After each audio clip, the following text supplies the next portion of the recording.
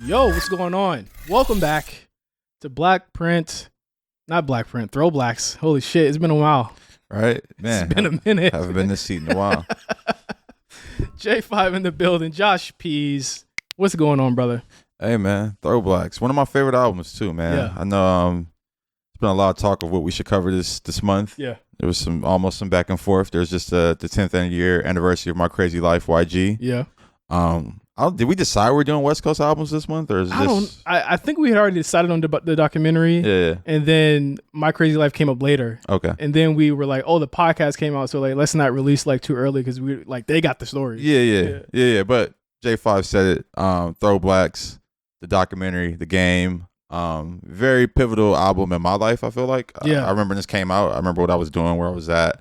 And yeah, I'm excited, man. This is an album I listen to at least 3 times a year. So it's not in no way new or there's not I didn't really have to go back and listen to this. Yeah. I listened to it today just to kind of like refresh my memory, but this is an album that's in my lexicon. Yeah, I think that like the most interesting story is going to be how our experiences with this album differed, being someone who didn't grow up on West Coast music, someone who did, and then kind of seeing that resurgence happen in such a popular era. Like this is like the most popular era to me of hip hop. Like this is like our time right here. Yeah. I mean, absolutely. Early 2000s. The G Unit wave, the Jay-Z wave is still riding. You had so much music popping up in different areas. The South was having this moment at this time. Right.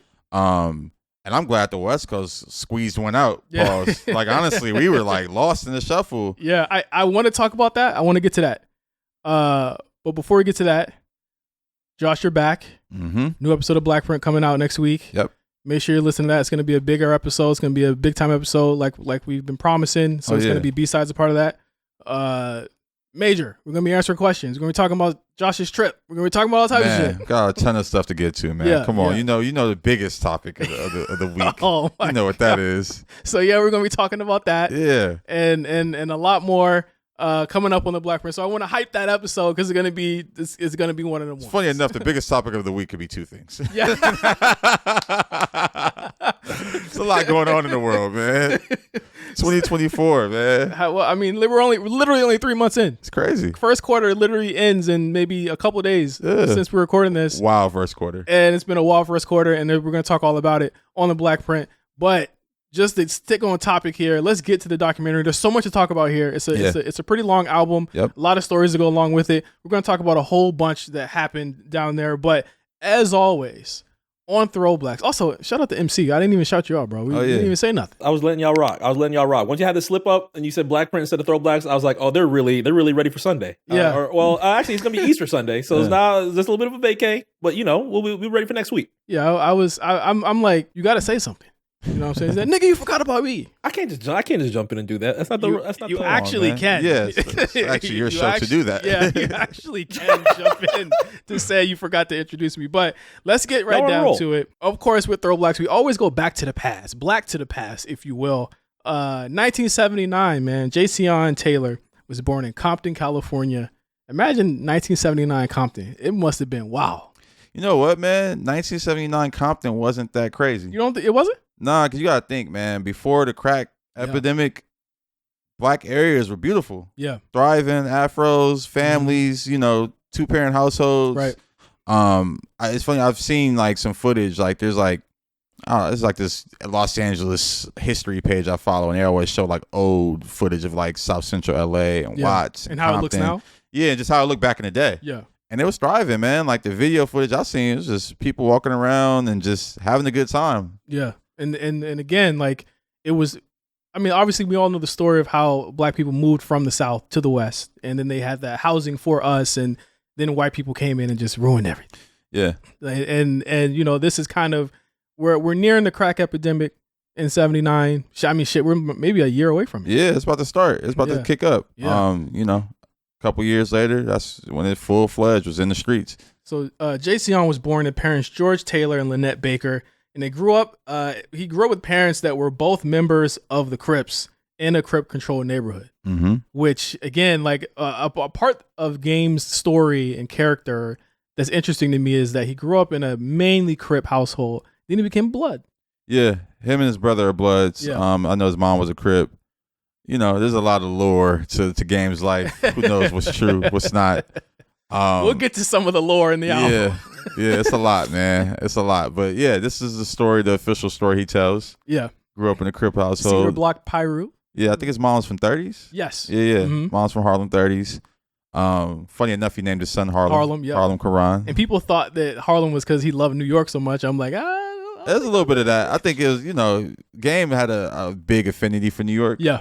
And you hear it here. Yeah, you hear it in the music and you hear it in just the stories he tells. And that was one of the places he loved growing up and going to as a rapper, I guess. Yeah. So yeah, it could be a couple different reasons. So of course, as we said, his brother also grew up as a blood, and he described his upbringing as dysfunctional in an interview with MTV, saying that his siblings each spent time in foster care away from their parents. And he talks about this on the album as well.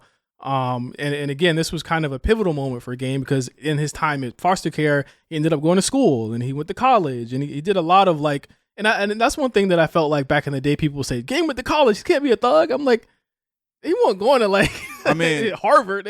But it's a lot of thugs in college. Yeah. Niggas will be knowing. Niggas are smart. We gang bang and go to college. Yeah. Especially in that day and age. And I tell people all the time, man, to be a rapper, you have to be smart. Yeah. So that's not a dumb profession. So I'm not surprised when, rappers are college educated. And Plies graduated from college. Yeah, he's a nurse. Yeah. Shout out to him. Ain't nothing wrong with that. Hey, and look at him. He's a lucrative nurse. You know what I'm saying? So, again, as Game stayed in academics and sports, of course, he did football, I believe, and I think he did basketball. Basketball as well. Yeah. Game's a known pickup basketball player in Los Angeles. Street baller. Yeah. You know what I'm saying? He found himself inundated in street life, and this is a world that nearly took his life. Oh, yeah. And while he was in the hospital in 2001, his big brother told him, hey, you should change your life. This is your moment to change your life. And he said, you need to buy every classic hip hop album and listen to it. And then kind of like formulate your character and who you're going to be as a rapper. That's another one. Did that happen like that? Big Face 100? Did you tell him to buy every classic? I don't know. That feels like very much like I'm gonna add that onto my story. Imagine, right? Because and you're right, he did add it to his story because he was like I remember him saying like he took all of what he learned from these albums and that became the character or kind of like his persona as the game. Yeah, like he learned the Time game. to play the game. I'm everything. Niggas crazy. Nah, I will say this much though. When niggas is in the hospital for getting shot and things like that, they love CDs. Like, I'm just thinking about my own experience. Like, when my cousin was shot in the hospital, I remember going and getting him, like, and it was around the same time. Like, I remember going to get him, like, the Saigon, the Yar Father album. I just remember dropping off a bunch of CDs to him. I'm like, nigga, do you really have all this time to listen to CDs? Like, you don't got shit to do. Yeah, I guess you do, yeah. I remember I'm in the hospital. I wanted the N64. They carted that shit out to me. I got to play Mario 64, but... he listened to everything, but imagine running that up at the CD store back in the day. Again, like I need Nas Illmatic, I need Jay-Z Reasonable Doubt, I need Doggy Style. All of these albums that the Game says he's never heard before. Yeah, which is kind of crazy to me. You never heard Doggy Style in its entirety like that. It's crazy, but I mean, another part of the lore. It's believable, honestly.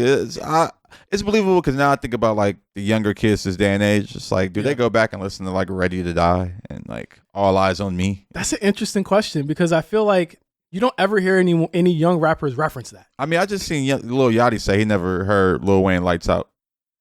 What? Yeah, I just heard it. This is on the podcast. He just said that. Shout out to Yachty and Mitch. He was talking to Schoolboy Q about it. They were talking about Lil Wayne's discography and how he has never sold under 100,000 from 99 until today. Yeah. And he was looking at all the 100K albums that he sold. He looked at Lights Out. He said, damn, I didn't even know this album existed. That's crazy. Yeah. But again, that's that consistency. Yeah, like Yachty was born in what, early 2000s? Mm-hmm. So yeah, it makes sense. He Carter 3. He more Carter 3 than Lights Out at that point. Oh yeah, more Carter absolutely. 3, Carter 4. Come on, y'all. ThrowBLKs classic. Come on, man. Ah, shit, wrong shit. I didn't even have this shit queued up. That was a crazy drop. I don't know what show you doing in your free time. It's one of the default sounds. I never deleted the default sounds off of this. Yeah, that was a wild one.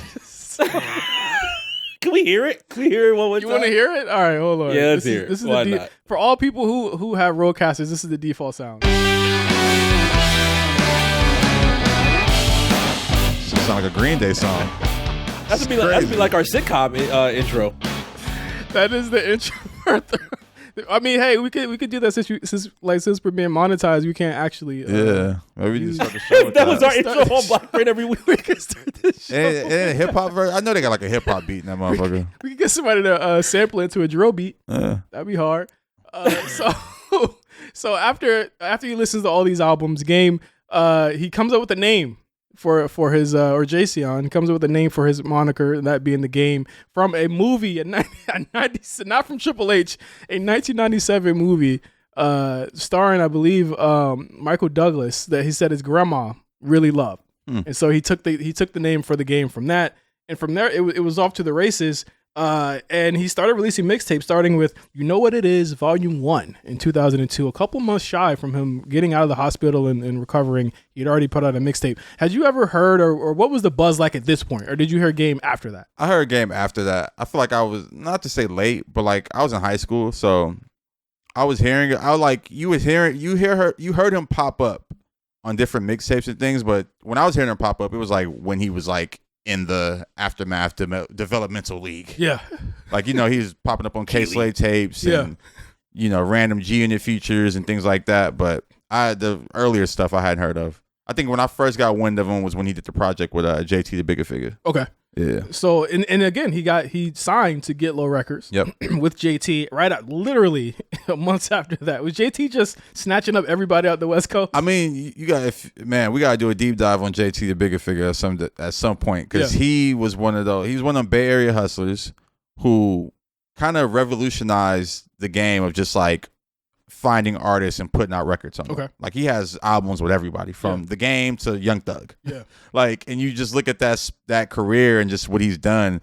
It's something to be said for that. That's what Empire does now when they have records from everybody. Yeah. I think JT was just one of those like early hip hop moguls, but never made it to the stature of a Master P or a Birdman or something like that. With all of the masters that he had, he could have. Yeah. All the records Absolutely. he could have for sure.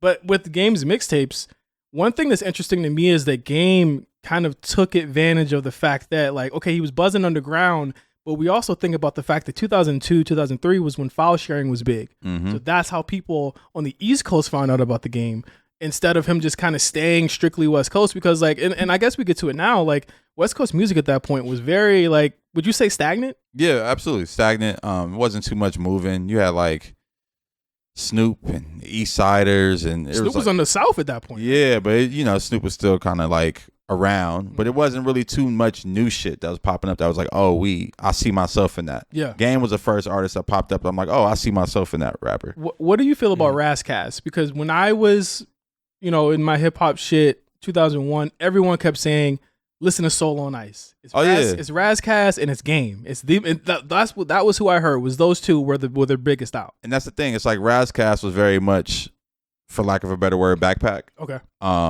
Very much an East Coast style of rapping, and didn't really have the gang element, which was exciting to anyone coming up in that day and age. Yeah. Razzcast was definitely popping though. Like, that was one of those. He was one of those people we were championing. The Golden Child was supposed to be the one, and that album, I don't know if it got shelved or I remember the single came out and I was like, this shit's fire. But I don't remember the album coming out, or when it did come out, it might have been just didn't land the way I don't think it came out. I think it did get shelved. Yeah. I think to this day it still never came out. Yeah. And I think with Razzcast, it was like you kept hearing all of this hype, and then out of nowhere, it's like, okay, well, Razzcast mostly stuck to West Coast, but the Game was starting to be heard on East Coast mixtapes. Yeah. And he was starting to get placements on K-Slays or Big Mike's, and he was starting to get played on East Coast radio. And I think most of them were getting in tune with him. And even moguls like Sean Combs were singing his praises after he dropped freestyles. And then eventually Dr. Dre will find him. And after, I won't say it was a bidding war. I feel like even the way he describes it in the album is like, I'm sitting in a room. It's crazy to say now. I sit in a room with Loon at Diddy's place. And then I just ended up signing with Dre. Like, he was just like, he was going around shopping himself around to different people, and Dr. Dre eventually found him. Do you think that Dre kind of already knew about him? He was just waiting to see what was going on, or was it something like, I got to get this guy now? It was like everybody was on it. Like, I think he was the most exciting rapper coming out of Los Angeles at the time. So everybody was aware. Everybody wanted it. I think, Dre probably could have been late to the party just because you had, Dre wasn't the most active executive. Yeah. Like, he kind of let things come to him. Yeah. But I think at some point, it's like he couldn't deny it. Right. And I think just being from Compton, that was like he had to kind of bestow that on him. Right. And you would think that Game signing the Aftermath would be, he's to the moon right after that. But Dr. Dre was, like you said, Josh, a little bit busy with another one of his acquisitions at that time, and that was 50 Cent.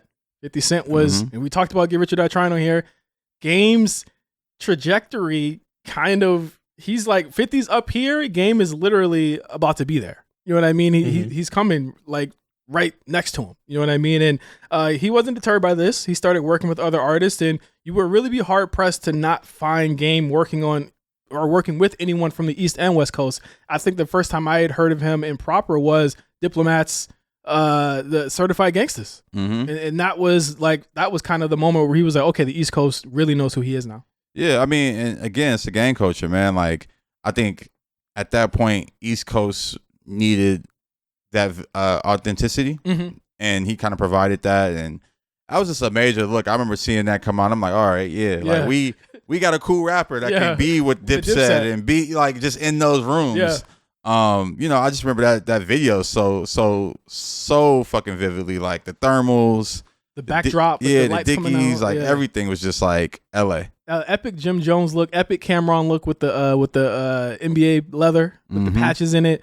That was where and again, like Dipset in the Game, they was rolling hard together, and Game actually has a couple lines about East Coast Bloods and shit like that. We'll get to that when we get to the album, but it was a sense of, and I don't know if you agree with this also, Josh, like the West Coast to me at that time felt isolated. It felt like there was very much, they were making music for your coast, and it wasn't really making music for like everyone else, commercial music at least, for everybody else. No, that's true to a certain degree. I think and that was one of the reasons why we kind of lost our footing. Like we were just making music for the lowriders. Yeah.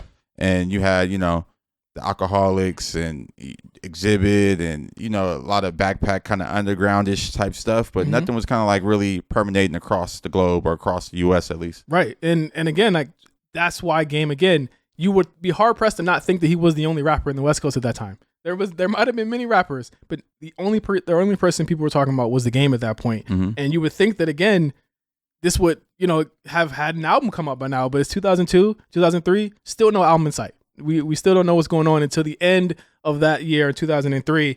Jimmy Iovine, who was Interscope CEO at the time, had a bright idea.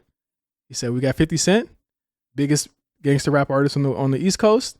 We got the Game, biggest gangster rap artist on the West Coast. Why don't we put them together? Seemed like a good idea at the time, right? And honestly, one of the, like, when Game got with G Unit, that's when it was like lit. I'm not gonna lie. Like, Game with G Unit was kind of the final piece that they needed, and it looked like a real ass crew. Like they looked like NWA for real. Yeah, it's funny to give Jimmy Iovine all that credit. I don't know if it was Jimmy Iovine. I don't know if it was Dre. I don't know if it was 50. Yeah. But yeah, he was a missing piece to G Unit. They never had a West Coast rapper. They needed someone to kind of like complete just the domination they had. They had the South rapper. They had the East Coast shit down. So it made all the sense on paper. And again, you had Buck, you had Lloyd Banks, you had Game, you had 50. Yayo, who was about to get out or just got out at that point? Yeah, just got out right before Game released his project. So it became like a sense of like, okay, it was like the three-headed monster at that point. They had every coast. They had they were big, and again, the plan worked. Game was already lauded as like one of the best and realest rappers on the West Coast, and he was united with 50 Cent. And then the Game's inclusion really took him to the next level. So at that point, it was off to the races just by being beside him. You saw me Boost Mobile ads next to Ludacris and Kanye West. The whole city behind me. That was a classic record. That's a classic record right Classic there. Commercial too. Commercial, but that's a classic fucking song. But did I ever end up anywhere other than like a mixtape? No, right? No, I think it's just mixtape. That is a Boost Mobile ad. It is not on streaming. It is not on. It's just like classic. Remember, that's another classic Kanye West when they did that the with Air Force Ones and KRS-One. Yeah, another one of those records that just live for the ad, and that's it. That's crazy. And by the end of 2004, and think about this. This is after Get Rich or Die Trying. 50 is the biggest artist on the planet. He's already put out Lloyd Banks. He's already put out Young Buck that summer. At that point, you got thinking the Game. He actually mentions this on the album. He said, "I'm sitting back watching everybody else come out, and I'm like, where the fuck am I at?" It started to get kind of spooky for him because again, he got signed a year before, and everyone in G Unit came out before him. I feel like at that point, I was asking questions like, "Is this guy ever going to come out?" No, I mean, I think it was just a pecking order of it all. Everybody was going to come out before him. He's the last person signed. Yeah. The one thing that I would be very happy about, I was on a classic video game, one of the greatest video games of all time before my debut album. I would be very happy to say I was beat up in San Andreas. How the fuck did he? Oh yeah, he was beat up in San Andreas, and San Andreas came out the October.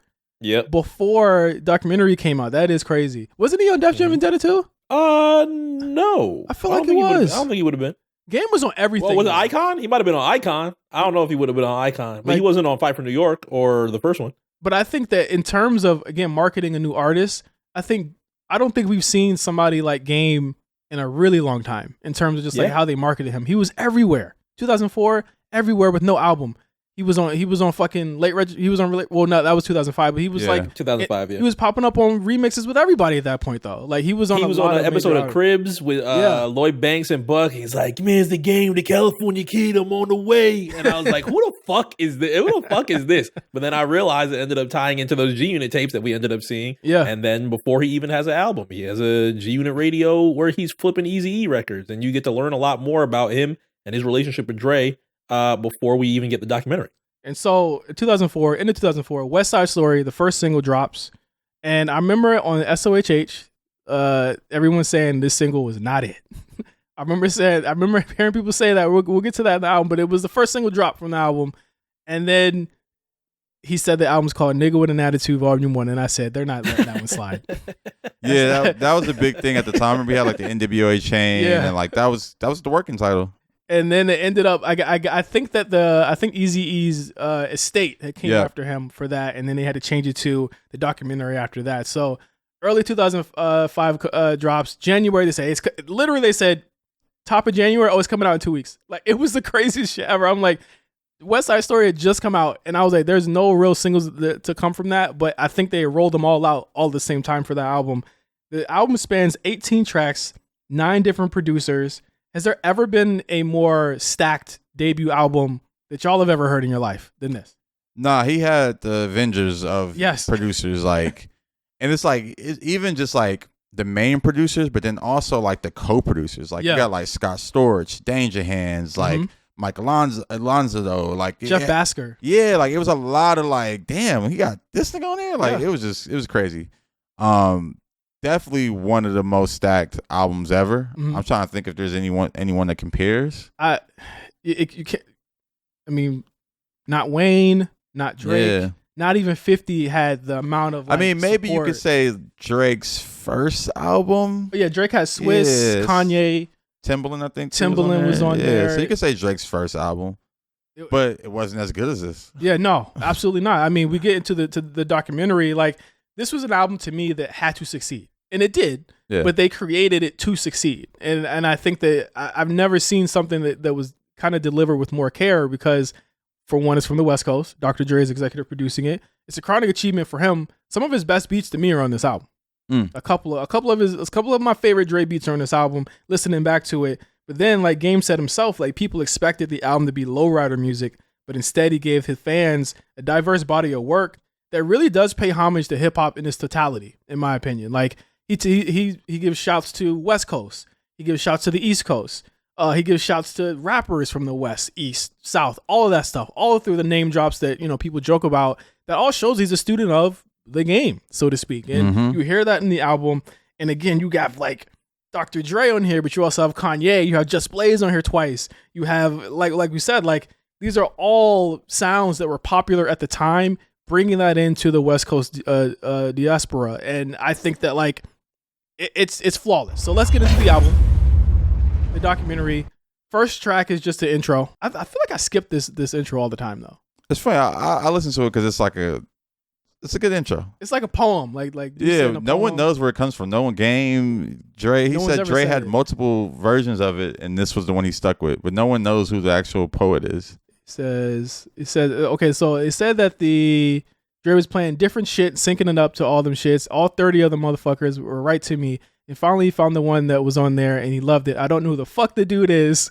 I never met him. Dre probably got that shit off Price is Right, according to the Game. Yeah. I don't know where he got that shit from. Nobody knows to this day where he got that shit from. But it's cool. It's a cool intro to the album. But I was like, I hope person got paid. Shit. That might be a case right now. I mean, we're just figuring out who did the skit on Back Down. or not figuring it out, but like the comedian who did it is just telling the story about that now. Like, I mean, internet age. Yeah, that literally came out like 2 weeks ago, and he was like, Who was it? I forgot his name. It's like Kevin Michael something. He did like a Vlad TV interview, and he was like, y'all, no one ever knew, but y'all knew it was him. And when Ja Rule saw him, he was like, he hated him, like he never wanted to talk to him again. Like it's always Vlad. God damn it. So, West Coast Story. I love the cover to this because that was like when it came out that December 2004. The cover was Dre and Dre and Game on the lowrider, and I was like, that's kind of epic. Like that show you like this is about to be a big deal. Produced by Dre and Scott Storch. This was the first single to it, first song on the album. But I would be remiss to talk about this without talking about kind of the backstory of a couple of songs on this album, and I think the first 5 are pretty much a lot of them. 50 Cent's inclusion and his involvement on the writing and production of this album. Yeah, I was gonna say this is like the 50 Cent stretch. It kind of starts around. I mean, this is one of them, but I don't think he didn't work on Dreams, but then Hate It or Love It through like the first Hate or Love It through like the Church the next, for Thugs is like all 50 Cent. It's all 50 Cent. Yeah. And when you listen to it now, I think back in 2005. Did you notice that the influence? Nah, I didn't. I mean, I didn't think about it at all. It's like he part of G Unit. It's like you just kind of was like, all right, sound like West Coast G Unit nigga. We are, and I don't think I was thinking about things from like a critical way. Now, that's the power of the internet and just where it's at now. Like every fan is an A&R. Yeah, so they listen to it like, oh, I hear that beat. Oh, that's that. So, but back in the day, you just listened to it for what it was, and yeah, I didn't really think too much into it. I just was like, all right, like 50 and Game, that's a dynamic duo. When they showed up together, yeah, it was a lot. They had like 3 songs together. On this album. Yeah. So it was like, oh, they sound good together. And do you feel like? And I guess I'll ask because I feel like when I listened to it, I was like, okay, this is definitely a 50 Cent song that he gave the Game. Like, there's a couple. That I'm just like, there's a few that I feel like that. As we get through it, I'll mention it. But this one, I didn't particularly feel like that. The chorus. But the chorus, I mean, 50's on the chorus. So it's like, all right, he wrote the chorus. He's singing it. Yeah. That's kind of how I thought about it. And that's how I think about 50's inclusion throughout this project is that, if he's rapping it, then he wrote it. And he wrote a lot of the choruses. That's 50 Cent. I think it's like the melodies too. And we'll get to it when we get to some of those songs as well. Like it's definitely like the 50 cadence. But I want to get to a verse here or one of the lines he says when he says, since the West Coast fell off, the streets been watching. The West Coast never fell off. I was sleeping Compton. He says it right there. First line on the album, the West Coast fell off. Yeah, no, I mean, did you agree? No, it was definitely. I mean, that was the sentiment around the Game. Yeah, but pun intended.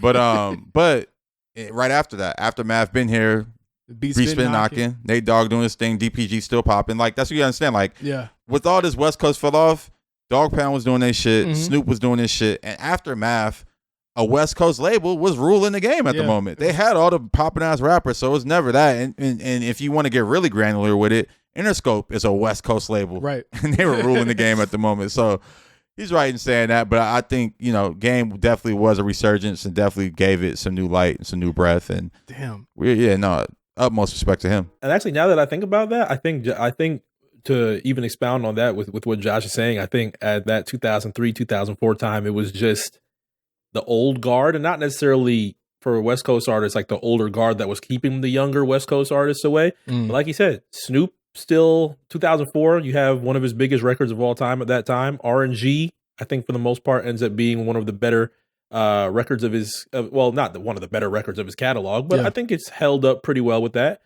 Cube, he's obviously not doing anything NWA related anymore, but he has West Side Connection. He was acting. He was acting. Yeah, exactly. And he's dropping it, and he's still dropping. I remember Gangsta Nation. I loved Gangsta Nation so much in 2003. I was like, this is what it's really got to be like to be out there. This shit is hard. This shit is hard. Dub C's doing his dance and shit like that. And then the more controversial one that I remember, it was so hated online. 2004. I just remember Gorilla Black coming out. And he had a song. We got a Gorilla Black line on this album that I forgot about. Yeah, exactly. Remember the Gorilla Black line? I was like, damn. The internet hated it so bad. It was like, get this fake ass Big out of here. There's no way he's really from Compton. So yeah, there were a lot of different storylines coming from the West at that time before we ended up getting, like Josh said, something that you could relate to a lot more with Game in 05. One of my favorite lines is I got niggas in West Side Compton and South Side Queens. A buck told me in Cashville I'm good when I come through, so I ain't got to tuck in my chain like DJ Pooh. Still one of the funniest lines ever. Like, why you took your chain to Cashville? Everybody know who you are, nigga. Nigga, no, that shit, bro. That's one thing too. It's like, especially, I mean, now we see it all through the internet. But yeah, go back in the day, traveling these different cities. You're like, oh shit, like this ain't my hood. Like I don't know if I can hang here. Even 50 on Give a Shit I Trying said, fuck around, be crip walking in the wrong hood. That was like the setup right there. Like that was a setup for what Game's talking about on this album throughout it. But West Side Story, I still love the song. Oh yeah, it's a great song. I still love the song. Mm-hmm. And then right after that, how do you go from a Dre beat to a Kanye West beat? I don't think any album in the world has done this before. Nah, that's crazy. And honestly, this one of my favorite beats. I want to say it's one of my favorite Game beats, but I don't know. But this is a great fucking beat. I just love the way he uses sample. I mean, the sample is a hook. Yeah, it's pretty dope. Like that, to just do that, and just the way kind of even how Game weaves in and out of the sample. I love that shit. So here we go with the first Gameism of his career. Here. Oh yeah. I woke up out that coma in 2001, about the same time that Drake dropped 2001. Oh my god. Let's just be clear. Let's just be clear here, y'all. He did not drop the album in 2001. All right. So I don't know if Game was doing time traveling or what, but that's not what happened. But it was a nice line. Because the album dropped in 2000. Yes. I remember, because it's funny, because the reason why they called it Chronic 2001 is because Death Row dropped an album called Chronic 2000. Yeah. It was like a compilation with like a fake Tupac and a fake Snoop Dogg on there. Yo, did? Yes. Look that up. Yes, I don't know if it's on streaming anymore. Oh yeah, Cinderfella. Remember that record? Yeah. I remember, like I was too tapped in. I had that CD actually. I remember the conversation surrounding it online because again, I was tapped into message boards and I remember listening to it and being like, "Yo, these niggas are wildin'." Yeah. Released May 4th, 1999. Compilation album by YGD, The Top Dog. Who the fuck is that? Yeah, honestly, it's crazy that if Suge Knight was still alive, still on the streets and doing what he does. No, if Suge Knight was still executive, like the Game would be so foolish right now. All this shit going on currently be heightened by 10.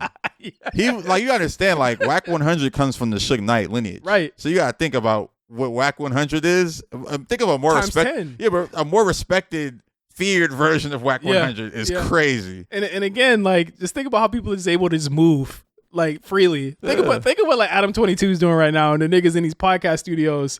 If Suge was around right now, this shit would be crazy right now. Suge would show up to one of them shits for sure, and ask Adam for 22 for his money. Oh yeah, no, Adam 22 wouldn't survive. I just remember, man, Suge used to have the office on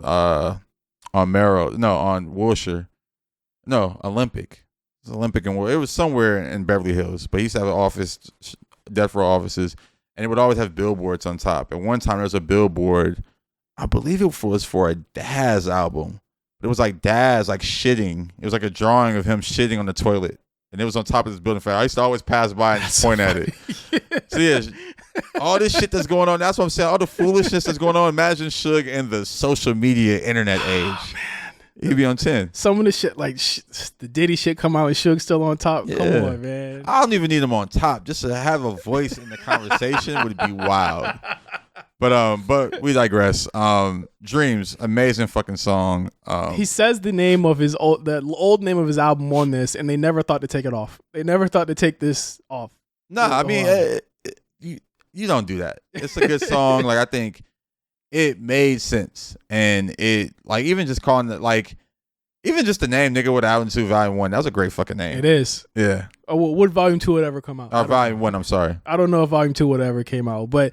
I had dreams of fucking an R&B bitch like Maya when I saw her ass on the front of that King. Read the article in the magazine. She loved gangsters, love nasty things. So I'm in the glass house having nasty dreams. He was wildin'. But it shows But he got mine for the video. I was like, yeah. That was hard. Tell me the truth. It shows you how fucking good. I was like, damn, this nigga can really fucking rap. Yeah. And mind you, he had only been rapping for like a year when this shit. When he wrote this shit, or like when all this shit came out, he was only like what 2 years in. I'm telling you, that's the lore, man. Game been rapping all his fucking life. You think he was? He ain't been rapping for no fucking 2 years, man. It was only a year and a half. All right, man. That's the lore of the game. It's like a fucking Elder Scrolls or some shit. the story he's telling. Yeah, I don't believe he just started rapping 2 years ago. I will say, this also set the stage for a heavy name dropping album. Yes. Like he dropped so many names. The name drop is so crazy on this song. He name dropped the name on the RIP shout out. That was crazy. Hold on, let's go to the RIP. He said, all the way at the bottom, he said, the song is dedicated to Yetunde Price, the sister of Venus and Serena Williams. That was an Inception name drop. A name drop of a name drop. It was like, you didn't even have to say the sister. She from Compton. You could just dedicate it to her and just kept it pushing. But I remember that being a big story in Los Angeles, too. It was. It had happened, I think, a year and a half prior. September, I think he said September 14, 2003. He name drops Aaliyah on the chorus, Left Eye on the chorus. It was, God damn, there is a lot of fucking names on this. I thought I saw Easy talking to Jam Master Jay. Curtis and I heard Jackson, Jam Master say Marvin Gaye, Eric Wright, Easy E, of course. No, this song set the stage. You understand? Like, it's a lot of name dropping. But how weird was Anything Is Possible if 50 fuck Vivica? I'm like, what? Why you have to bring that up? Hey man, it's real. At that time, it was like when you saw 50 Cent with Vivica Fox, she was like, "What?" That didn't make no sense. A classic song, 10 out of 10, no skip so far. It's all good. And then we get the fucking Hate It or Love It.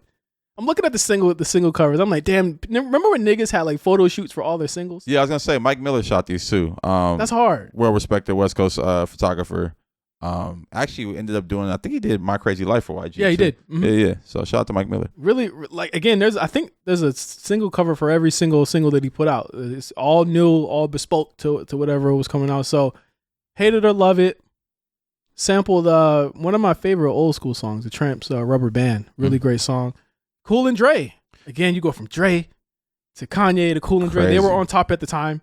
I love Cool and Dre, man. I wonder like really what happened. They show up every now and again. I think they be around. I just saw them. They did some shit. Dre still hanging out? Yeah, Dre be around. I just saw a picture of him in like Fat Joe recently. Okay, because Dre had a placement on Carter 5, and I think that's the last thing I can remember hearing that they had done. What was the record? It was like a random Fat Joe single that dropped that Dre produced and might have sang on to. Oh, yeah. I want to say it was the joint that had the Rihanna shit going. What was that? The Fat Joe did? Recently? It was like a few years ago. Was it? I mean, Fat Joe and Drake got a whole album together. Obviously, when All the Way Up happened, which was that happened 6 years ago. Money Showers. Was that the album Money Showers? I fucking loved Money Showers, bro. Money Showers good. I was like, Money Showers is gonna get Fat Joe and Terror Squad back on top. The DJ Khaled fucking Sunshine. I forgot how it goes. Oh, the shit that the DJ Amorphous did. He flipped. They flipped "Kiss It Better." Now I remember what "Kiss It Better." About. But Cool and Jay produced that shit. Oh, okay. Amorphous just provided the sample. I don't know what the fuck he did actually, but it's Cool. I think he might have been like he might have did it on Instagram, and then they were like, "Ooh, let's make that an actual record." And you kind of got to give him credit because he mixed it. I'm gonna be real. I can't listen to 50 Cent's first verse on this without thinking about Rick Ross. It's Rick Ross's video about before they didn't even do the Ross joke. It's at least we could at least admit it's one of his greatest verses of all time, as Ross does. Now I think 50 has two of his best verses on this album, and that's why I listen to this and I'm like, damn, he could have kept this for himself. Well, and it would have been crazy. Well, this song in particular, this sounds like all 50. Yeah. Like even you gotta think about it. Go ahead and envy me.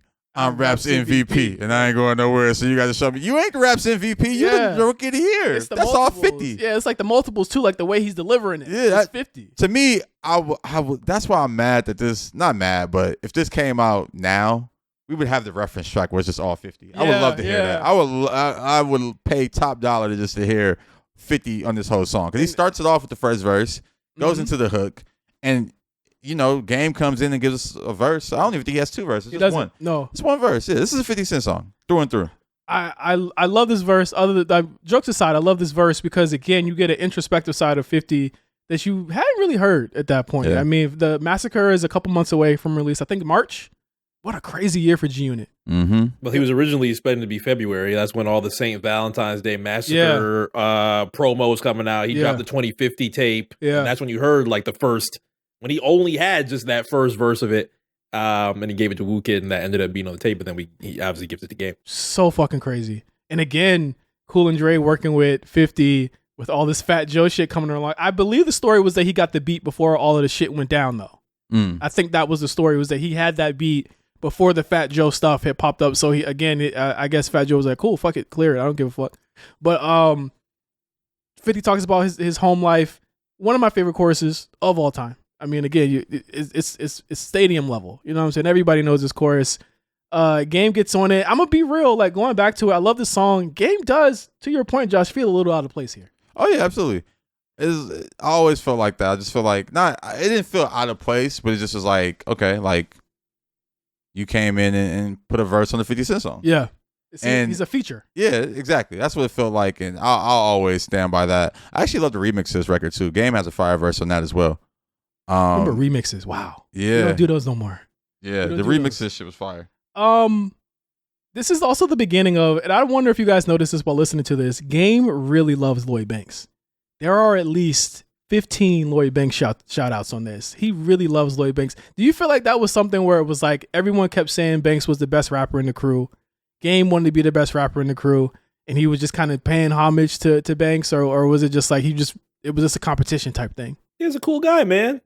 I can see niggas trying to hang out with Banks. It was who was the niggas that used to, as far as it's like hashtag cool guys online. Yeah, it was Banks, it was Cassidy. There has to be a third, but I remember just the Banks cool. cat. I didn't think Fab. I think Fab. It was Fab. Yeah. Oh, Fab. Yeah, that's a Banks. third. That's a third. It was Fab and Banks, and then Wayne after that. You know what I'm saying? Like I thought Cassidy just had big ass hats on at the time and big ass velour suits. He told Banks when he met him, "I'm a ride." I said, "Nigga, that's the first thing you said to this nigga." Is like, "Banks, I'm a ride." When he first met you know what it is though. At this time, and that's why this album is amazing, and even the remix to it, he references a lot more. When Game joined G Unit officially, like when it was like the chaining and all that shit, it's prime time beef. Yes. So it's like he came in like, nigga, I'm literally, he says it in the remix verse, like, I inherit the beef for you. Like he came into it just like, I'm ready to beef for whoever. Yeah. So I think that was a lot of the I'm a ride, and I'm shouting them out because he's my niggas. It's like, we together now. Another funny verse. Again, 50 has a bridge on this song, which lets me know even more that this was his fucking song, because it sounds like when he says, "Enough for me, nigga, now listen to Game." I'm like, yo, enough for me, nigga, now listen to Game. Fuck it. I used to see 5-0 throw the crack by the bench. Now I'm fucking with 5-0. It starting to make sense. Game would actually reference this after this beef in terms of saying 50 was actually the police. I think he changed the verse after they started beefing, not fucking with 5-0, and it all makes sense or something like that. Yeah. I'm like, yo, this nigga's insane. Oh, man. Again, classic song. I think it's funny listening to this in hindsight because he was so down for G Unit, and literally the day this comes out, he's like, he still has to promote this album with all these references and has to change all of them. It's hilarious. Love this song. But then I'm going to be real with you with this next song, Higher. Gotta be one of the worst Dre beats I've ever heard in my life. This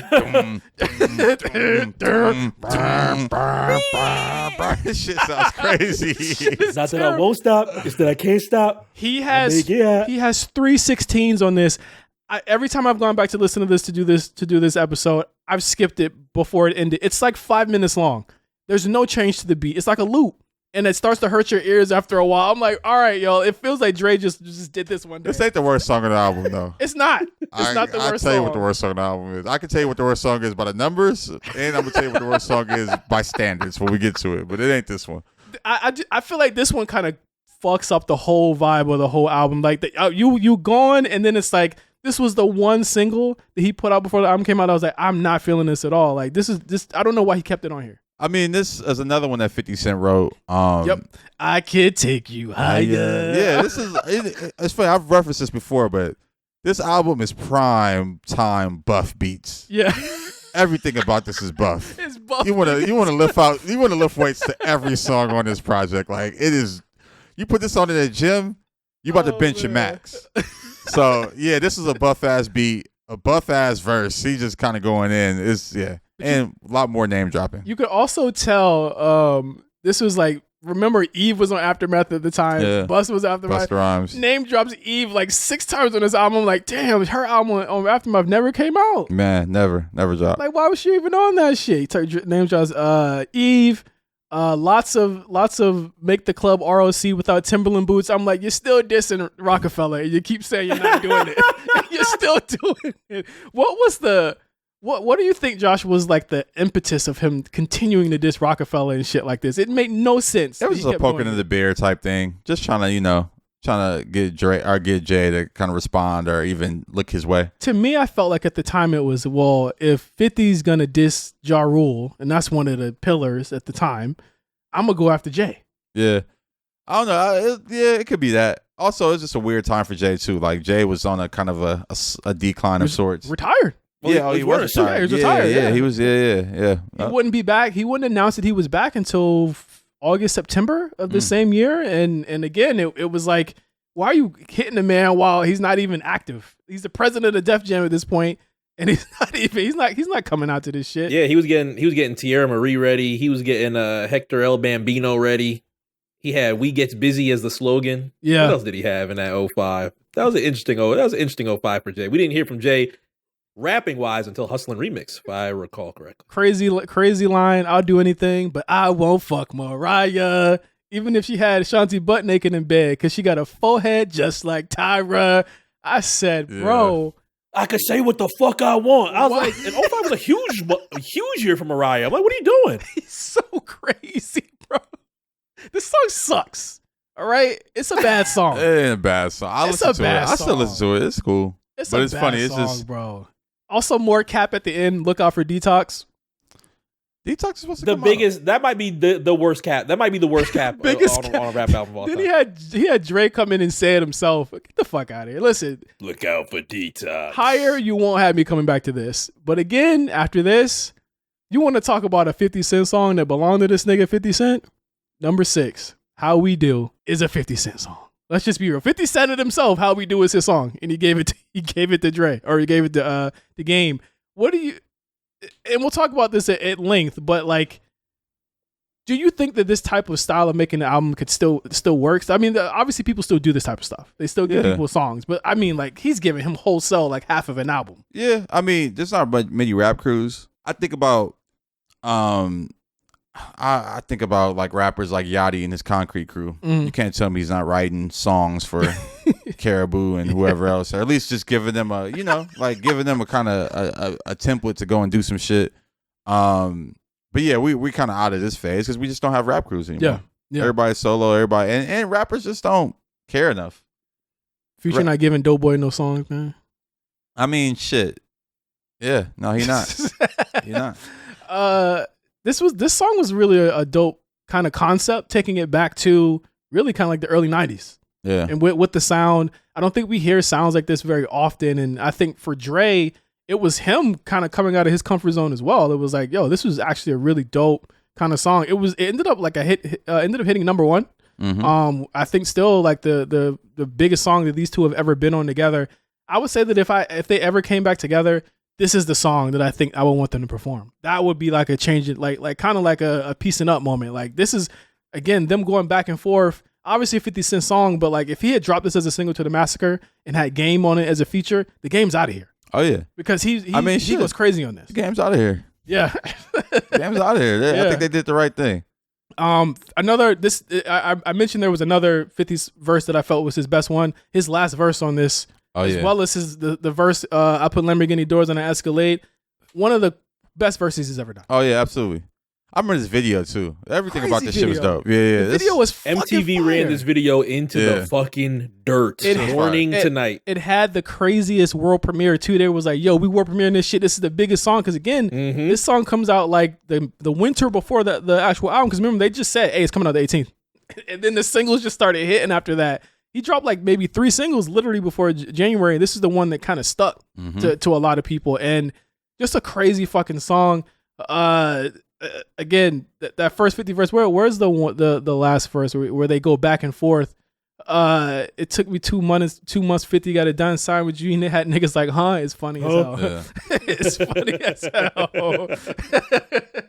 It's really a night and day difference single wise, because I wonder if 50 looks back to that and be like, why the fuck did I choose Disco Inferno over this? Because Disco Inferno got killed online. Online, but that was a record. It was. It was a good record. Again, had a great VT Uncut video. Yeah, like that. It's funny, man. Hindsight's 50-50. And because it's just like songs like that got killed online or, people hated it. But I think Disco Inferno went number 1, too. Yep, it did. So it's like, what does that mean? They say I'm no good because I'm so hood. Rich folks do not want me around because shit might pop up. And if shit pop off, somebody gonna get laid the fuck out. They call me new money. Say I have no class. I'm from the bottom. I came up too fast. Hell, if I care, I'm just here to get my cash. Bougie ass bitches, you could kiss my ass. Come on. Yeah, this is a record. I wish I was in the club for this one. People at the time, Josh, said 50 couldn't rap. That's what niggas was saying. Yeah. Niggas said 50 couldn't rap. Yeah, it's funny, man. Like looking back, the people who couldn't rap, imagine them in this day and age. Yeah. They're lyrical. 50 today? Lyrical. Oh, God. Lyrical miracle. 50 today is crazy. Next song. Love this song too. Havoc, by the way. This was before they signed the G Unit. Yep. So like they're on the way to being under the Interscope umbrella. Don't Need Your Love with Faith Evans. Again, another kind of tip in the hat to Big, tip in the hat to the East Coast thing. I love this fucking song. It's a great song. Great sample. Amazing beat. And again, I love it because Game is kind of bearing a soul on it as well. Another amazing line by Game.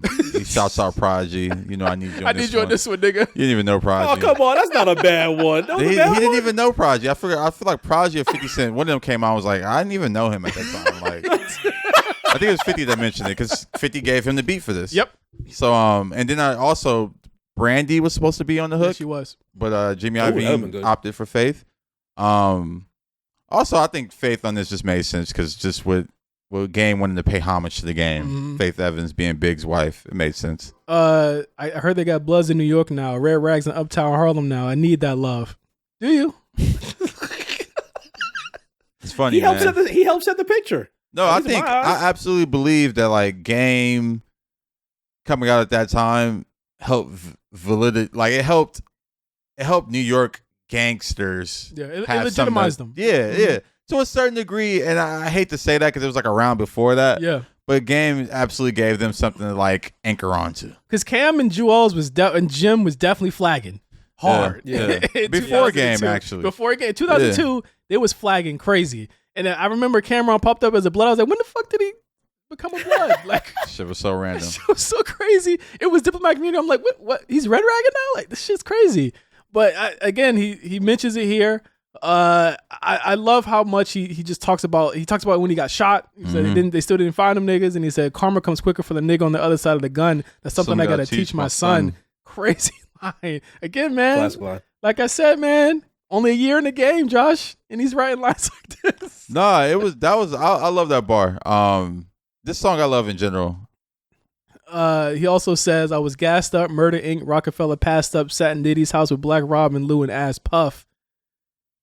That line's hitting a little different in 2024, especially for all these labels, because they're not around no more. Yeah. They're not around no more. And again, they passed up on him, and it ends up being Interscope, Aftermath, Shady. All of them lasted a lot longer than functionally than a lot of these. I think Bad Boy does last for a couple more years after this, but damn, I think about it now. Diddy Studio is called Daddy's House. That's crazy. Yeah, I always thought that was crazy. That is crazy. I always thought that was crazy. It's called Daddy's House. That's crazy. I don't even like saying the word daddy. Not really a word for them. Keep it real. So when you have kids, you're not gonna let them call you daddy? Yeah, I'm gonna let my kids, but I'm not. I don't call anyone. I've never called anyone that word. Did he roll up for you and say, "What's up, daddy"? I've never. You know, it's fun. I've never called anyone that word. Not even my own father. Dad? No, hell no. Would you call him dad? What? Dad, father, never said that word. You called him father? Father. I'm a pops. Oh, yeah, pops. There you go. Yeah. Never called him that word. I think I like to be called dad. Yeah, I mean, there's girls have called me that before, but I'm not saying that. Would you cut him off and be like, "Hell no, don't call me that"? I don't even think I let my son call me that. What was the Future line? He just said, "The girl was Spanish. She had to call me dad." Yeah, she called me Poppy. I make her call me dad. Yeah. Green. Next up, first Just Blaze appearance on this album. Him and Just Blaze have always had like a connection. That too on here. He's on the next album as well, I think twice. I honestly think the beats on Doctor's Advocate were better than the beats on here. It's always a toss up between which's better. Yeah. I like the beats on here though. I can't front. Church for Thugs. This is kind of like an interlude on the album. Yeah. Just Blaze kind of like takes up the interlude slots. He mentions on here What? Hold on. First of all, what is Just Blaze says? What y'all fools know about percolating on Lolos? I'm like, nigga, what do you know about percolating on Lolos, nigga? You're from Jersey. That was such a funny ass line. No more hand claps was funny too. No way. Because that was his thing. He was like trying not like he was over producers using hand claps. That was a shot at the Heatmakers. Let's be real. Yeah. I think the Heatmakers had come out one day. And I think they had an interview a long time ago. I swear I remember this. And they were mentioning the tension they had with Just Blaze. And I think the hand claps disses, because he says it after this, that's his thing. He says no more hand claps after this onward for a couple years, was because they kept doing the hand claps. And I guess he feels like they stole it from him or whatever. Because who knows? Listen vividly, you hear the hand claps when I really mean it. And then after that, that's when Just Blaze starts saying no more hand claps. Just Blaze, it's funny. Out of all the soul sample producers, I always thought Just Blaze was the best. So. Yeah, he was. I mean, Heatmakers, they were great, but they were loopers. The Heatmakers are like the Cash Cobain of their era. I'm actually not mad at that. No, that's a very there's a lot of correlation right there. Oh yeah, I get it. I'm not mad at that correlation. Them niggas snatch samples from everywhere. Same as anywhere. Yeah. Cash Cobain's doing the sexy boy thing. They're losing me. All right. Cannot wait. It's actually this is a aside, but I've been hearing from some people in New York. This sexy drill thing is about to be a thing in New York. Like there's other people, rappers popping up. This is about to be a sexy drill summer. So anyone out there listening. Wait till Fab hop on a record. Nah, it's for the kids though. This is like this. That's the thing. It's all new, up and coming. Like the Cash Cobain is the OG of that movement. Rest in peace, Pop Smoke. Yeah, he would have thrived in it. Rest in peace. He would have. But listen, that was a nigga who was 50, and you know what I'm saying. All of these niggas rapped in one. Like he would. Imagine him doing the Reemski. through the turnstile, his big ass, bro. Like imagine him doing the Reemski. Anyway. Game mentions on this song, I love New York, but gang banging as LA shit. Literally, a song before you said you need that love. And now it's not okay. Hey man. Like what? When did you record this? I will say too, another thing that I liked about this song and this album in general, great engineering, mixing. Mm-hmm. He has turn it down. When he turns it down, the record, I'm like, I just love shit like that. He turns it down, but you can still kind of hear him faintly, and I'm like, okay, cool. Like I always love that about it. It was very inventive and very original. Like, and that's one thing about the game is that he would try different things. On his songs, and that's what I like about it. He mentions he mentions the Pharrell needing a track from Pharrell. Yeah. I don't think he ever got that. It's a good question. I don't think he ever got that Pharrell Game track. On a Neptune's beat? That's a good question. This was around the time that Pharrell was getting so much love for Drop It Like It's Hot. The internet created some bullshit that said he had the $2 million beat and it was going to Nas. Yeah, that shit was ass. After this, I think this one of the again put you on the game, bro. How did Game get this beat? This beat's crazy. This beat is still amazing. Danger Hands, man. Danger Hands is like one of the greatest ghost producers. Like all these 2000 Timbaland beats are him. Yeah.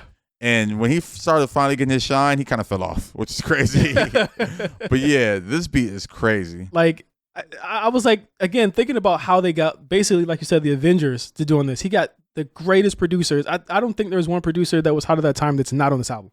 Yeah, no. Everybody who was hot was here. Maybe like Lil Jon is not on this. Yeah. But that's it. Yeah, that's the thing. There wasn't no South producers on there. That's interesting. At all. But yeah, this beat's crazy. This is one of them beats you hear like in a radio station, like playing behind the DJ when he's talking. Yeah. Like they still to this day, you would just hear this beat randomly out. This or I'm So Fly, Lloyd Banks. Well, you asked me which ones, which beat? Damn, that's a hard one. They're different. When I first heard I'm So Fly in 2004, I said, my face was just... Yeah, that's a hell of a beat. I might go with I'm So Fly, honestly. I'm So Fly, I think, is still better. This is still crazy, but I'm So Fly is one of the best freestyle beats back in the day. I remember we used to freestyle that shit all the time. That's what I'm saying. It's a little more chill. It's so easier to catch. This is like a dance beat. I'm going to start crumping to this. I think he even said it too. He was like, "Hey, Crips, y'all can see walk to this too. I'm not mad." Remember when the video for this came out in the summer of this year, and Game had the subliminal disses to 50 Cent in this video. He had the dead body wearing the G-Unit shirt, I think. He talks about it in the Stop Stitch and Stop Lying video. I guess he's doing the review of the video and he's watching it. and he's talking about, oh, this is the guy that I wanted to be 50 Cent in the video and shit like that. Oh like, my God. Again, having to have this single come out and having all of these references, you're saying like all throughout this song, having to reference it. Crazy. It's the most hilarious song because this is the G Unit like anthem for him. He says Unit like 16 times on here, bro. My unit is gorilla. Fuck with my La Familia, I will kill you. Unit, I know that boy, not familiar. Come on, man. Get groupie love. Tell him keep on moving. If I got a problem with a bitch, I let Eve do it. There she goes again. That she got a little perler and I can see through it. Like Eve is like, stop talking about me. But I was like, bro, leave me alone, man. I love this song though. I love this song. Timbaland by way of Danger Hands gave him a heat rock with this one. Yeah. One of my favorite songs on this album. Period. And one of his best singles ever. A lot of these songs on here is one of his best singles ever. But after this, we gotta talk about these I'm drunk songs. I like this song a lot. I think this is creative. That's classic. The first time. Yeah, I mean he does it again. What other song he does on? He done Doctor's Advocate with Busta Rhymes. He was like, fuck, Dre and me and Dre are over. Fuck. Yeah, I actually like that. I like that one too. Yeah, I'm not mad at that. Then he has Busta come in and say, this is how you got to do it to get Dre to answer your phone calls. You got to get yourself back up. I like that. I like both of those songs, but I like Start from Scratch. I like this concept of doing the drunk song. Marsha Ambrosius on this, kind of like the unsigned member of Aftermath. Yeah, she was dope. I just saw her in her R&B Money. She just did that podcast with Tank. Yeah. Tank really has a podcast? Yeah, Tank and and Jay Valentine. It's really good. It's an R&B podcast. Oh, I gotta check that out. Yeah, all R&B. If he's and the whole theme of this is if he could turn the hands back in time, what would he change? He says, I would have told Pac not to stomp out Orlando. I told Puffy and Big about the Rampart scandal. I had to look up the Rampart scandal. Apparently, it was Crash. Oh, you know about that? That was going on in L.A. Yeah. I only know that from San Andreas. I know more than San Andreas than I do in real life. Actually, wow. Yeah, Rampart scandal was really real. They was really fucking with people out here for no reason. If I could rewind the hand of time, I would have cut the PS2 off at 12:49. I had to go back and make sure the PS2 would come out at that time because I was like, I know this thing could be lying. Man, it was out though. It was out. I fact checked it. I was like, okay, it got shot in 2001. It was out. It had been out for a year at that point. When you got bad boys, niggas don't want to see you shine. I think it was the wackest line on this. Yeah. It was the wackest line on this. I mean, you know, he always got. I don't know. Actually, it's funny. 23-inch Lexanis. They don't even make Lexanis no more. Nope. Yeah, call them LeBrons. Call them LeBrons. Damn, LeBron just came out. Just came out at that point, bro. He was maybe less than a year in the game, bro. What else did he say? I would have changed a couple lines when I wrote Soldier. What song is this? Soldier? Damn, I don't remember. Probably one of those joints off fucking those. You know what it is? Untold Story albums. Let's see the annotation. What did it say? Oh, Soldier. Game song, I'm a Soldier, is a grimy track he made. Thanks, white person. This song almost provokes people to try and assassinate him. He taunts enemies to put one on my head when they try and kill him. Hence, with this track release, I feel like he might have name dropped somebody. I feel like this annotation is not, what was that on Untold Story or something? Yeah. It might have been on one of those early albums. It might have been on one of the mixtapes. Stop making songs about niggas trying to kill you because they will. They will. Picture this: the source sucking Benzino's dick.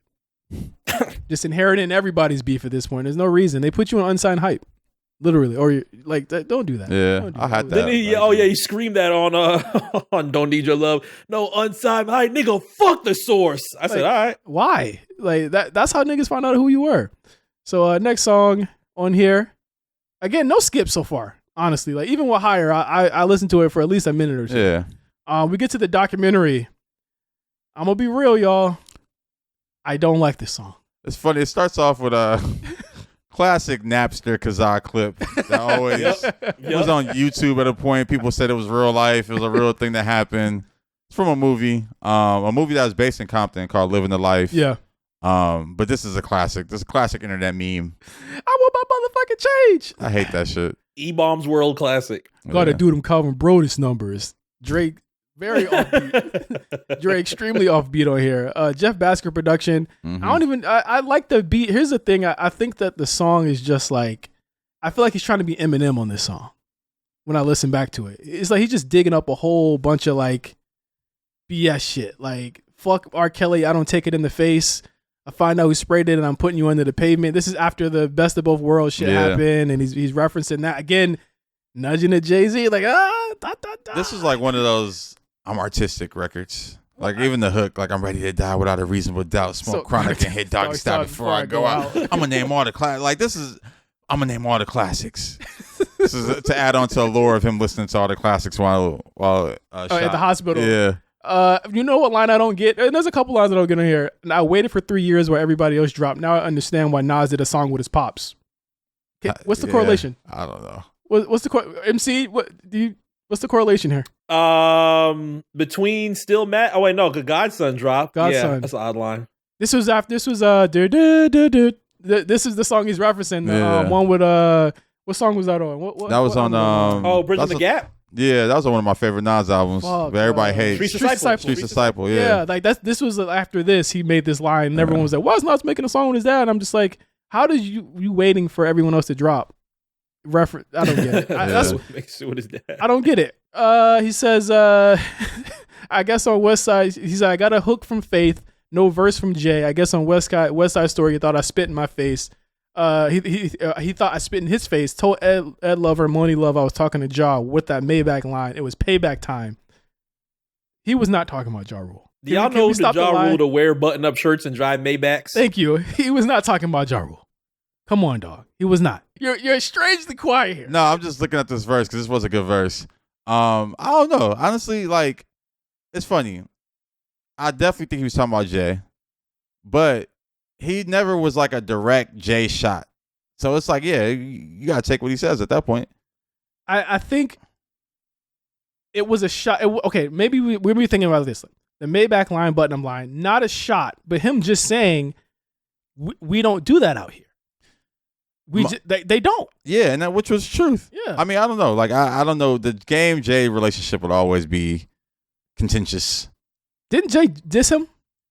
Jay does diss him eventually, right? I don't remember. I mean, he gets wind of the records, goes on Hot 97, and not only disses everybody that's using his hook, using the, what was it, Black Album acapellas dropped, and everybody was using this shit for hooks. Yeah. I think it's like, I want my 700%. Don't put my verse on y'all records. And then we get, in that freestyle, we get the original Dear Summer where he he did his game on that. Yep, that's where he did his game. And that was the year before. That was 2004, right? No, it's this year. That was 05. That was 05. 534 is in like May and June. Yeah. That year he responds and Game was happy. He was, yeah, nigga. He responded. Nigga was happy as fuck. I remember that shit. Then we get that radio interview. Yeah. I don't diss legend. I never take shots at legends. Like, all right, man. Come on, man. Nigga, this is him for 6 years straight after this. I will say that, like, again, the protege at Dr. F, I finally put my shoes on now that the rumors of Rakim and Cube gone. Come on, man. Niggas wanted to hear Oh My God, bro. I wanted to hear that Rakim Oh My God, bro. I didn't. Why not? Because it's not Rakim.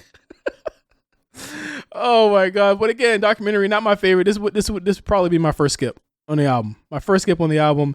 Then we get to Run In. Yes. With Dion. High Tech produced it. Yep.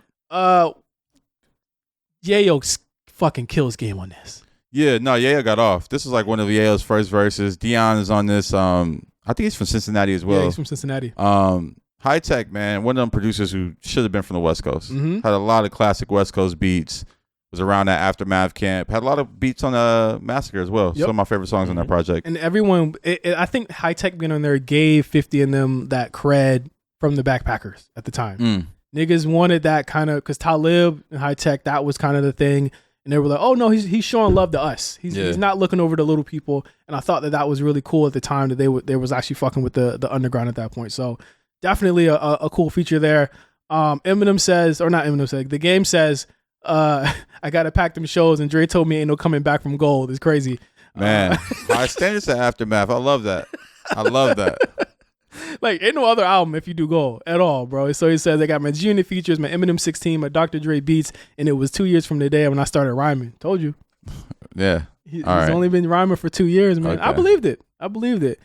Another line that makes no sense. My mom said I'm hard-headed. I don't follow the rules. Why should I when Reebok giving niggas their own shoes?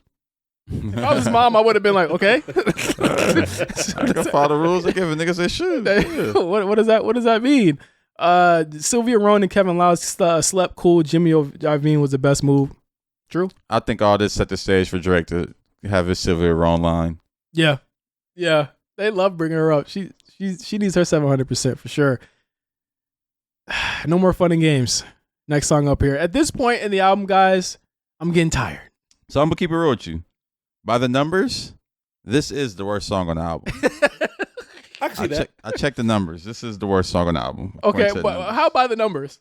It's the least streamed song across the project. Okay. Is anything under a mil? No, but this was like at 3 mil, and the hook is the intro's at 3 mil. Wow. So it's crazy. It's literally the least streamed album on this project. By the numbers, also by my fucking ears, this song sucks. I mean, not feeling the no more burning days. This was just Blaze doing West Coast cosplay. This is just Blaze thinking he's Metro Boomin in 2024. Yeah, it's him. It's him kind of trying to dribble with his left and shoot with his left, and he wasn't that guy yet. I don't think this was it. Like, again, I understand you fuck with like the sample. I like the sample. It's not about a salary. It's all about that part's cool. I think he would end up doing better with the Remedy on the next album, where he kind of takes Dre's whole kind of style and does a really good Dre facsimile. Well, my thing is, I do like the verses of this song. The Alicia Keys half and half dyke bitches. That is bleeped out. Was that bleeped out in the original? No, hell no.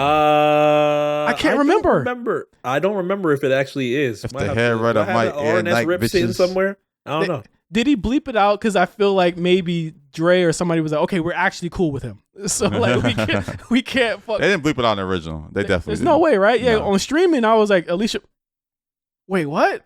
I wonder what the impetus of that was. Like, who made the call? Like, all right, take her out. Like that wasn't cool at all. And it's like the weirdest censor too. It's not like you censor Dyke, you censor Alicia Keys. Like we don't know you're about to rap about Alicia Keys.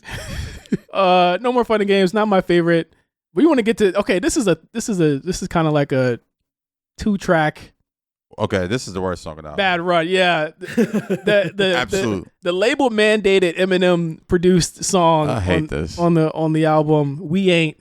It's a reason why it's stuck all the way at the end of the fucking album.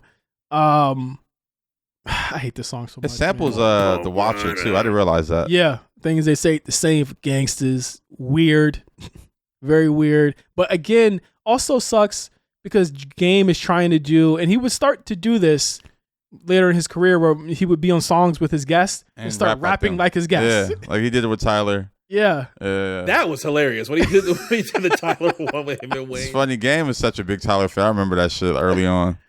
But like, he's trying to be Eminem here, defending Michael Jackson. It's the craziest thing. Oh yeah, I forgot.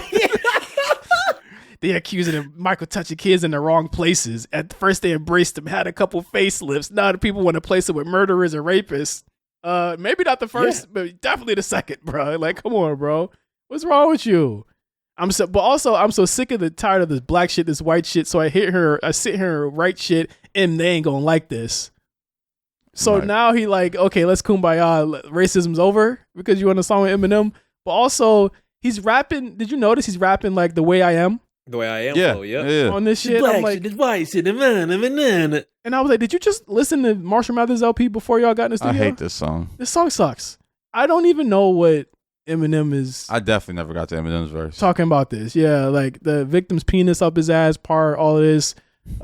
Game saying he was riding his own. No, the wackest line. Go tell Dre Eminem killed me on my own shit, yo. I'm like, you giving this white man too much credit. Hey, man. Nah, the line about he's doing numbers, I'm riding my own dick was hilarious. I don't get that line either. I'm going to do shady numbers, I'm riding my own dick. I don't get it. What does that line mean? I don't know. What does that mean? You also didn't do shady numbers. You only did 500K first week. Emma's doing $1 million. It's weird. The less said about this, the better. All right? Yeah, I'm looking at the Jimi Hendrix line. I'm like, who's riding around listening to Jimi Hendrix? He got played Voodoo Child? He bought all the classic albums when he was in the bullshit. He bought all the classics. Right after that, we go into Where I'm From. A short song. It's a good song, super short. 50 wrote this too. This sounds like a 50 song. No, actually, what did 50 write this? He wrote Special. I'm sorry. He wrote Special. He wrote the hook on Special. This is also the song that says, "You niggas is WNBA. All pussy." Hard ass line. That's a great line. Back then, it's a great line, man. Today, even that's a great fucking line. I think it was a big line back then. Even the beat, I was just like, yeah, this is what it's gotta be. This is what it gotta feel like to really be out there in the city. Oh yeah, this feels like a Sunday riding down Crenshaw, palm trees. Yeah, rolling up the Grape Street, listen to it, Mark. Do that shit, bro. Roll up there. No, you want me to go where? Yeah, I wouldn't go there. After that, we get the Special. This sounds like it could have been in the Massacre. So Special hook was written by 50 for sure. Of course, yeah. Also, Dre in the beginning of this, it's like, damn. I know you don't love the bitch. Dre really don't got a problem with bitches. Fuck no. He don't like bitches. Dre's whole career has been about fuck these bitches. I'm like, damn, nigga. Don't tell me you love her. I'm like,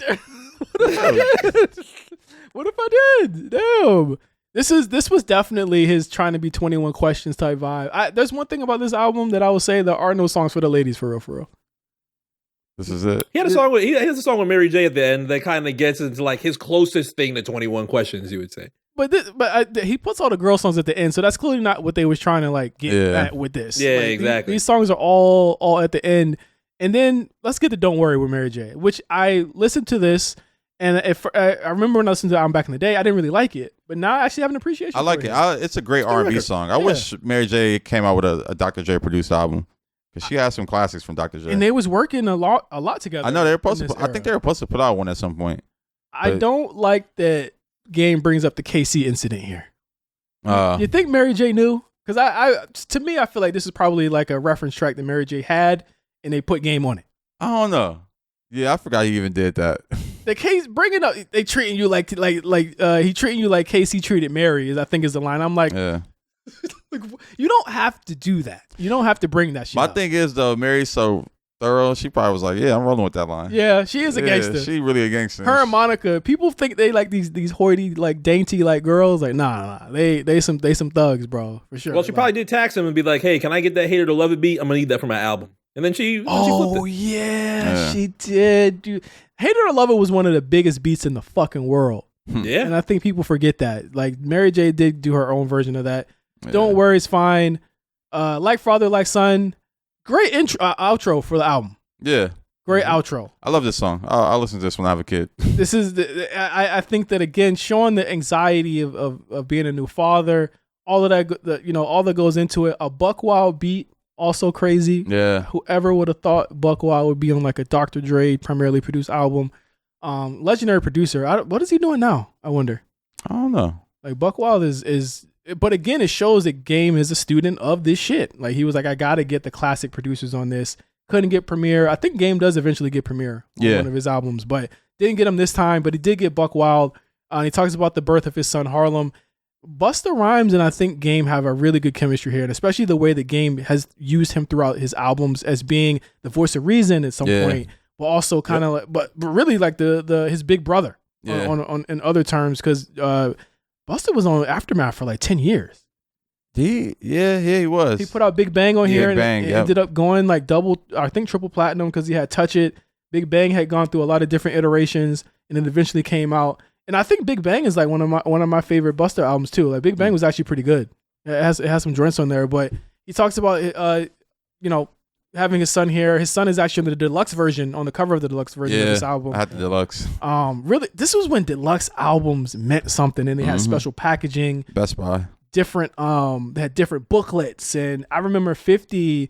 If you remember the Get Rich or Die Trying inner booklet, it had like a whole story. Oh yeah. And it had them in like the whole like the trap house and shit like that. Yeah, bagging shit up. Game had something similar. I think all the pictures that were on the singles were pictures inside of the booklet. It was like a full color too. There's like one. It's like an iconic picture of Game, like looking out a window. Yeah, it's a real good one. Lloyd Banks had a really cool one too. Yeah.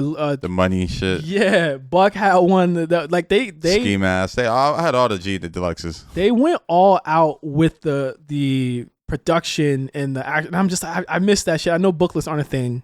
You know what I mean? Sad. But I really miss that era of when we had really cool CD booklets. Like, if you were to tell somebody that they did this back in the day, they would be like, why don't they do this now? Like, it was almost like looking at a zine. of everything. Absolutely what it was. And I think one thing that's missing from albums too is I remember this album having a really, really long thank yous list. And it was, you could tell it was written in Game's voice, but remember they had people that wrote that for them back in the day. And they had to write everything out that the niggas was saying. And I miss thank yous.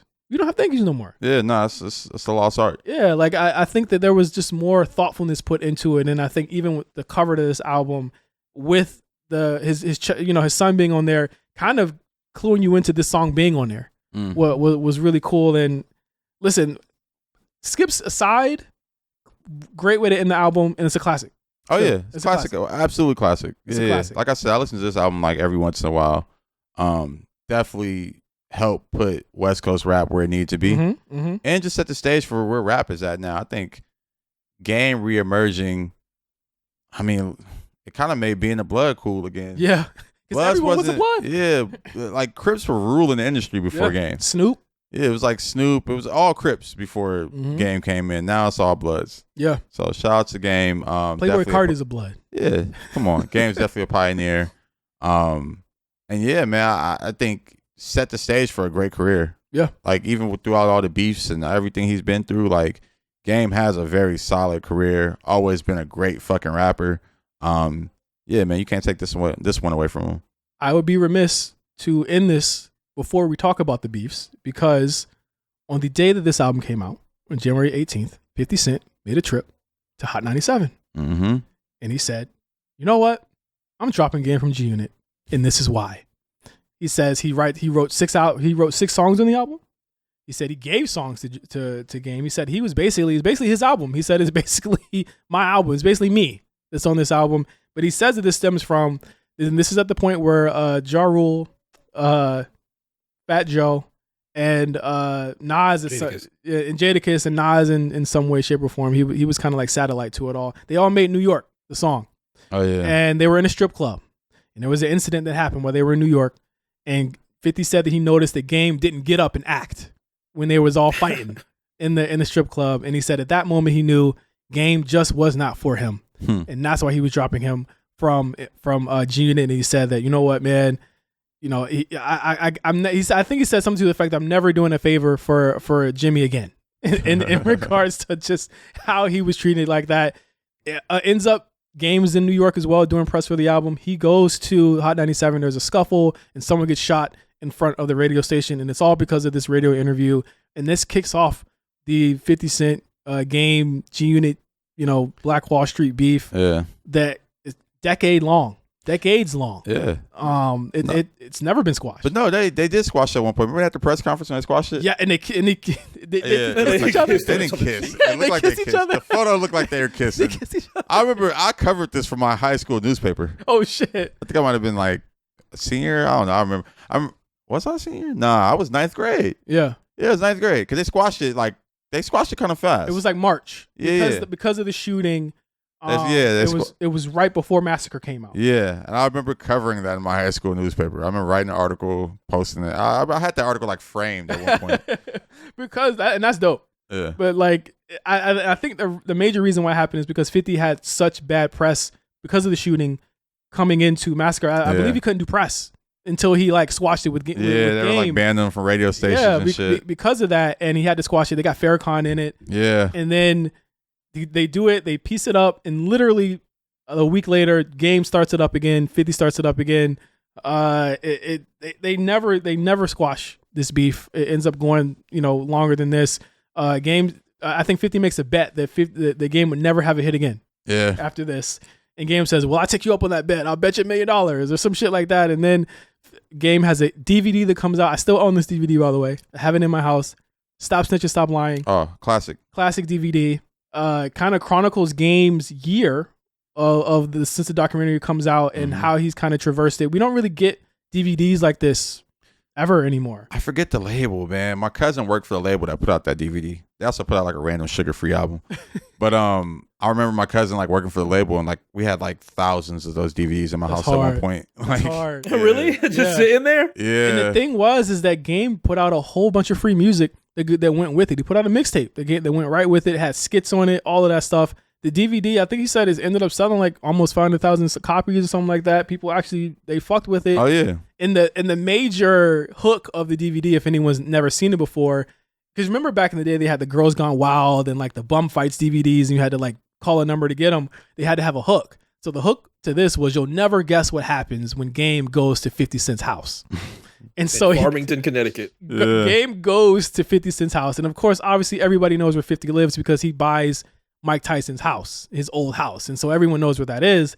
He goes, literally Game is outside in the woods around his house. He goes up to his gate, and I guess security, they say security shoots at them. I don't know if that actually happens, but security tells him to get off the property, and that's the end of the DVD.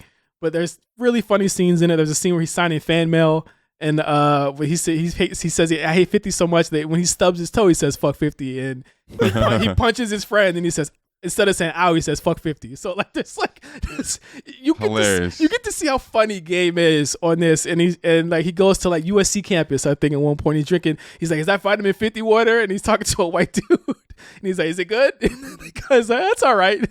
Yeah, it was Bungalow Records is the record label that put it out. I think there's just so many scenes. There's a scene where he puts the rainbow GU not sign up there. Yeah, on the backboard. Remember he puts on the backboard when they're leaving 50's place? Yeah, like nothing but that, nigga. Man. There was a scene where he was talking about he was playing pickup basketball, and he was like, he always keeps a gun on him and pick up basketball. Oh yeah, did I foul you, nigga? He's like, did I shoot you? Did I shoot you, nigga? No, did I foul you? And he has did I foul you? Did I foul you, nigga? And then they cool it up. It's just shit. Just Game, just like he's in his safe, and he's pulling out money and guns, and he's just like, I'm gonna leave my safe open because I trust my niggas or some shit like that. He's a fucking fool, bro. And I think the most disturbing part that probably doesn't age well is there's two parts on that DVD where he says he's growling into the camera, just like, you take your dick out, you suck Lloyd Banks' dick. And then he sucks your dick. It's like 2 minutes of him saying that they just suck each other's dicks. Yeah, I remember that. And then there's a scene with his friend. I forgot his name. He's driving around LA looking for Olivia. Looking for Olivia, and it doesn't age well. He finds a trans sex worker. They were like in Hollywood, so I remember that. Yeah, does not age well. I'll just say this, to say the least, it's a pretty bad scene. But that was a terrible rumor. Olivia's beautiful. Olivia's a beautiful girl, bro, and she never really she never like bounced back, not only from getting dropped from G-Unit, but those rumors. It was pretty fucked up. Yeah. It really was. But that is the legacy of the documentary. We'd get the Doctor's Advocate in 2006, I believe, into 2006, because the people thought it wouldn't happen. Ended up spawning a couple hits. It did spawn a couple hits. The 50 did lose the bet, but it just sucks that these two worked so well together. Yeah, in terms of just Game. Just being a student of what 50 was doing, but it just didn't work out. But eventually it worked out for them individually. So next month, what did we say? Did we already say next month for the ThrowBLKs? Did we say we're gonna do? No, we didn't. No. Well, we're free gonna, range. We're gonna sit and talk, and we're gonna come up with what's happening. I'm actually moving, so I don't know what the studio is gonna look like. This is getting packed up starting this month. I'm moving, so I don't know how we're gonna be able to do this, but we'll figure it out. We might just have to do it downstairs in my kitchen. Yeah, or maybe do it at Mark's. I don't know. Oh yeah, we could do it at Mark's house. Mark's looking at us. Y'all want to do it in here? Y'all want to do it in here? Yeah, we could do it at your house. Man. I don't know. We gotta figure it out. I'm trying to think where we're gonna set this camera up. We'll figure it out. But you want to do it? You hit this couch? Yeah, hey, fuck it. We'll let you guys know when we find out. We'll let you guys know what's going on. But I'm moving to a new place. So with new places comes new surroundings and new looks. So just let you guys know. But we got Josh back. Black Prince dropping this Sunday. Or not this Sunday. It's dropping next week. Next week. Maybe Tuesday? I don't know. Maybe Tuesday, yeah. It's Easter weekend. I'm cooking something. I'm cooking on Easter. I don't know. I might cook some Jamaican food. I don't know.